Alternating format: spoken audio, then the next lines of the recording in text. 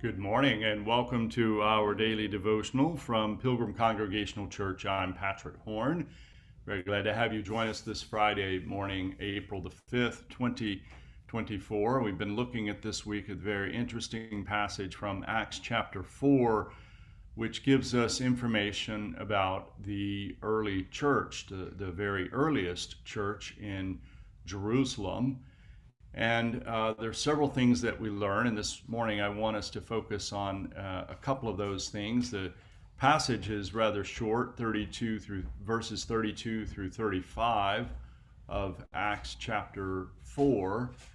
And I'd like for us to focus on a couple of things. We're told that in this passage that the believers in the early church were of one heart and soul, and apparently one of the things that this meant was that they did not claim private ownership, but everything they owned was held in common, verse 32 says.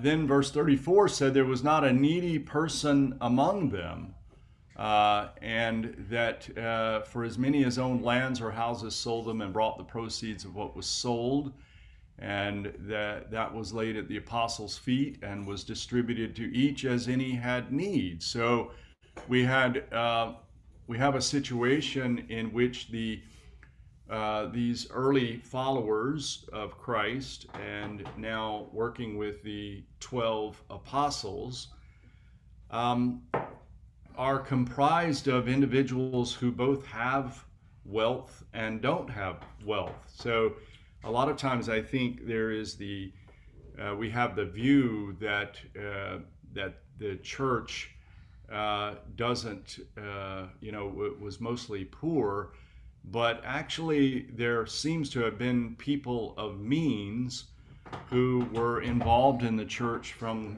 very early on. And we get this also throughout the ministry of Paul, who makes connections with Christians who have some wealth. And one of the features of this factor in the early church, that there is some wealth, is that this wealth was put to use for taking care of those with needs and the promotion of the gospel message, the message that the church continued to spread to others all around them. So, very interesting sociological and even financial picture here. That is, that from very early on, the church had some means, and they used that means for very practical effect. And for the apostles and the early church, this moral use of their wealth and financial status was very closely connected to the power of the resurrection and the identification of the power demonstrated by those new converts. So very interesting picture given here of a community with some means and how they use that means. I think a good model for us as well. Let's close with this word of prayer. This comes from Harry Emerson Fosdick's book, The Meaning of Prayer. A very short prayer from the early 5th century theologian of the church, St. Augustine. O God, our Father, who does exhort us to pray and who does grant what we ask, if only, when we ask, we live a better life.